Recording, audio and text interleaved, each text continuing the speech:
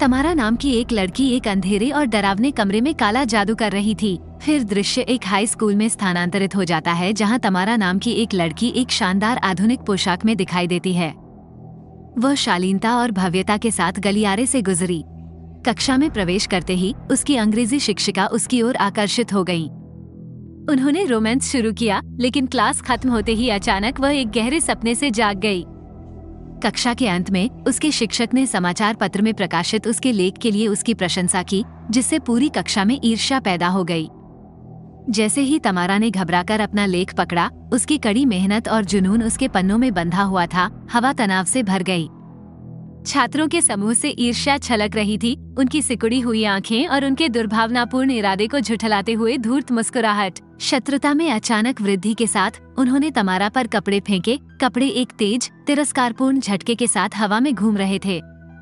अराजकता के बीच किशा की दुष्ट हंसी ने तनाव को दूर कर दिया। उसकी भयावह आंखें तमारा पर टिक गईं। जैसे ही डर ने तमारा को निगलने की धमकी दी, उसकी आंख के कोने से एक छाया उभरी।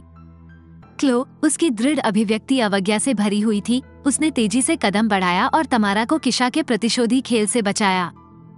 उस पल में आशा की एक किरण जल उठी, जिसने तमारा और क्लो को अटल एकजुटता और दोस्ती की एक अनकही प्रतिज्ञा में बांध दिया। पैट्रिक नाम का एक लड़का तमारा को चोट पहुंचाने के इरादे से उसका पीछा करता था। तमारा को पैट्रिक के प्रति सख्त नापसंदगी थी। उससे बचने के लिए वह अंग्रेजी प्रोफेसर के कमरे में घुस गई। उस पल में तमारा को उसके प्रति आकर्षण महसूस हुआ और वह उसे चूमना चाहती थी। हालांकि जैसे जैसे वह करीब आती गई, वह पीछे हटता गया। उसकी शादी एलिसन से हुई, जो उसी स्कूल में काम करती थी। तमारा को बहुत निराशा हुई और अंततः वह वहां से चली गई। जैसे ही दरवाजा चरमरा कर खुला, तमारा के कंधे झुक गए। उसकी आत्मा अथक पीड़ा के बोझ से दब गई। घर के भीतर की मंद रोशनी उस पर छाए दमनकारी माहौल को छुपाने में विफल रही। उसके पिता अस्थिर रूप से झूल रहे थे। उनके शब्द अस्पष्ट और कड़वाहट से भरे हुए थे। उन्होंने उस पर कटु टिप्पणियां की। उनकी आवाज सुनसान कमरे में एक कठोर प्रतिध्वनि थी। उसके बाद जो सन्नाटा छा गया, वह दमघोंटू था, त्याग की स्पष्ट भावना से भरा हुआ था, जो तमारा के दिल को कुरेद रहा था। इस बीच एक बैठक में शॉन, पैट्रिक और किशा की तिकड़ी असंतोष से भर गई। उनके चेहरे द्वेष और ईर्ष्या के गंभीर मुखौटे में बदल गए। एक छायादार कोने में छुपे हुए उनकी फुसफुसाहटों में जहरीली धार थी, जो तमारा के पहले से ही नाजुक अस्तित्व को और अधिक नष्ट करने के लिए एक प्रतिशोधात्मक योजना की साजिश रच रही थी।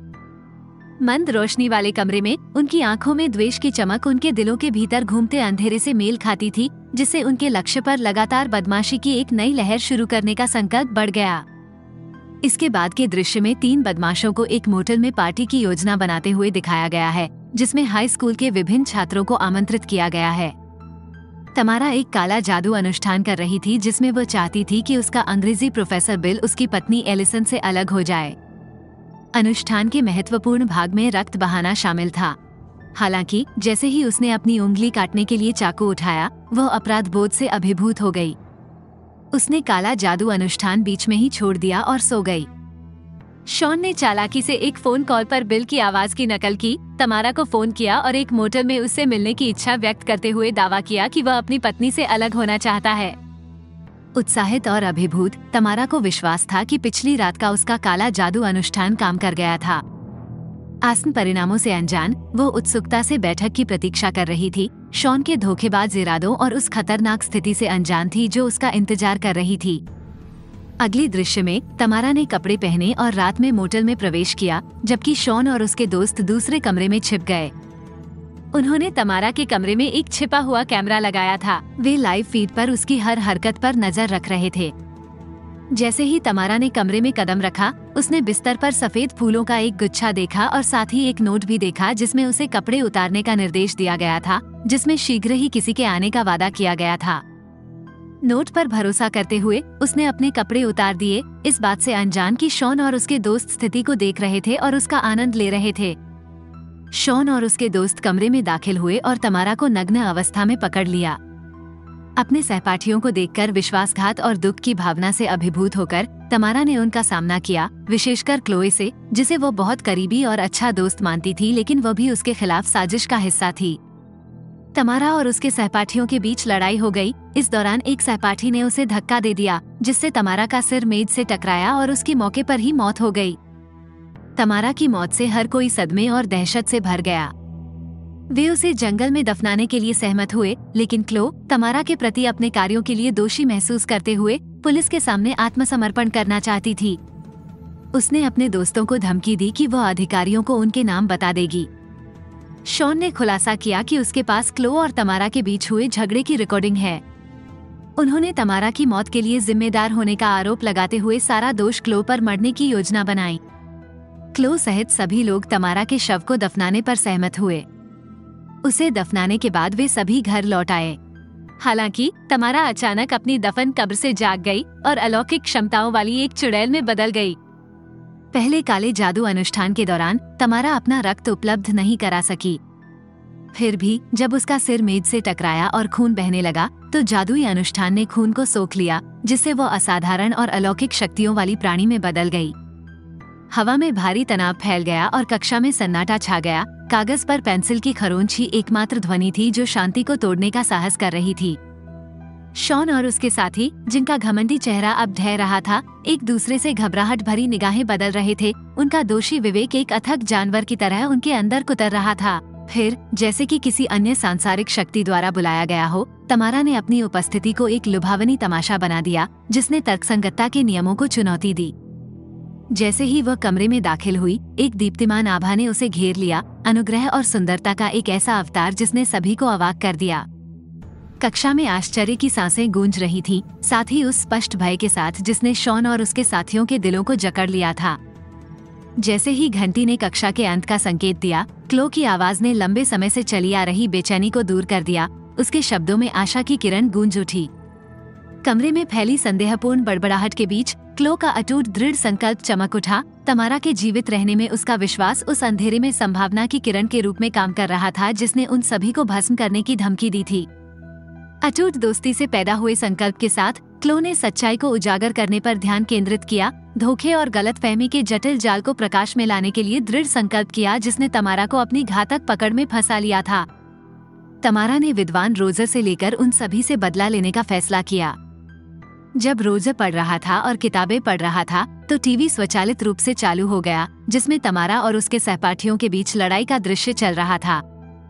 तमारा प्रकट हुई और उसने रोजर के दिमाग को नियंत्रित करने के लिए अपनी अलौकिक शक्तियों का उपयोग किया। उसने रोजर से लाइव कैमरे पर कबूल करवाया कि उसने पिछली रात एक भयानक कृत्य किया था और अब उसे इसकी कीमत चुकानी पड़ेगी। मरने से पहले उसने चाकू उठाया और अपने कान, जीभ और आंखें काट लीं। तमारा के 6 लक्ष्यों में से एक का अब अंत हो चुका है। रोजर के दुखद निधन से शॉन और उसके दोस्त बहुत भयभीत और भ्रमित थे। उन्हें तमारा की संलिप्तता पर संदेह होने लगा। क्लो ने ये जांच करने की इच्छा व्यक्त की कि उनके जाने के बाद जंगल में वास्तव में क्या हुआ था। साथ में वे उस जंगल में लौट आए जहां उन्होंने तमारा को दफनाया था। क्लोई को एक मायावी दृष्टि मिली जिसमें उसने तमारा को एक चुड़ैल के रूप में अपनी कब्र से बाहर निकलते देखा।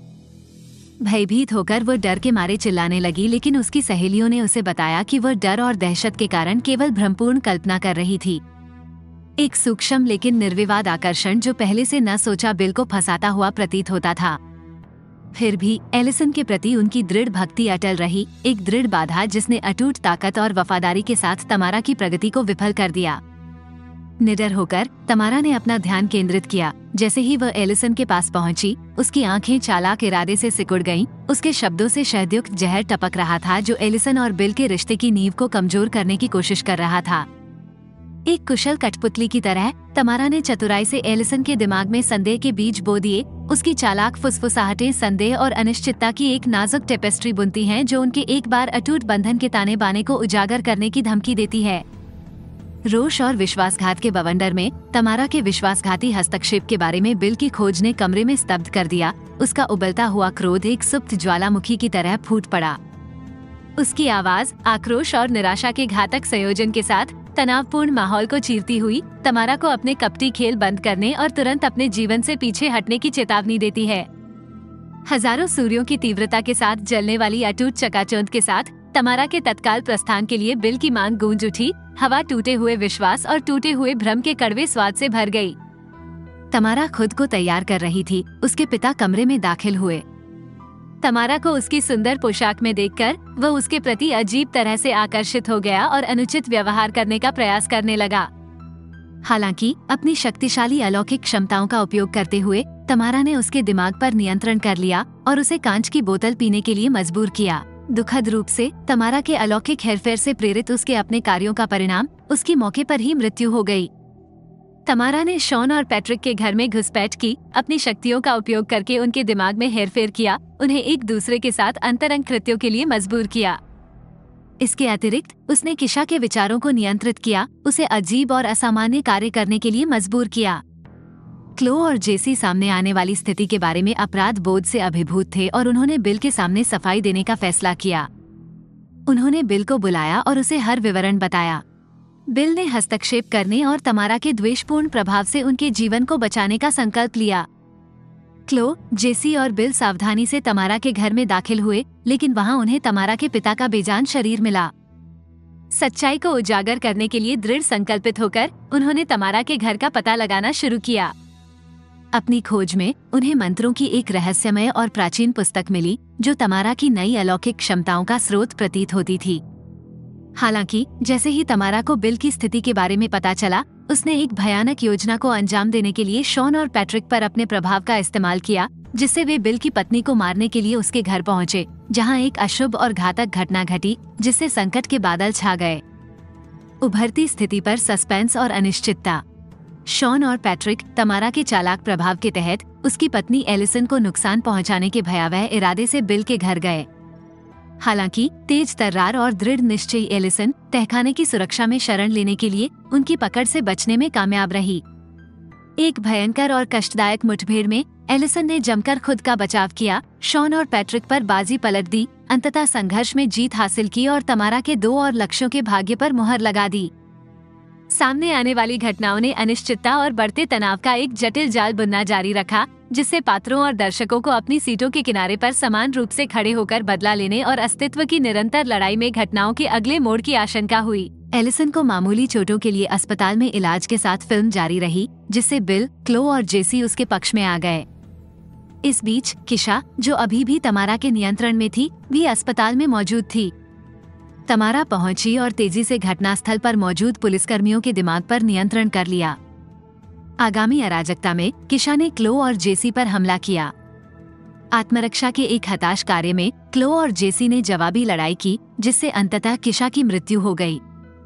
दुखद बात यह है कि टकराव के दौरान जेसी को गंभीर चोटें आईं और अंततः उसकी मौत हो गई। अस्पताल का दृश्य बढ़ते संघर्ष और इसमें शामिल पात्रों पर पड़ने वाले प्रभाव की मार्मिक और नाटकीय परिणति के रूप में सामने आया। क्लो ने खुद को अकेला पाया, इस एहसास के साथ कि तमारा ने बिल और एलिसन को निशाना बनाया था।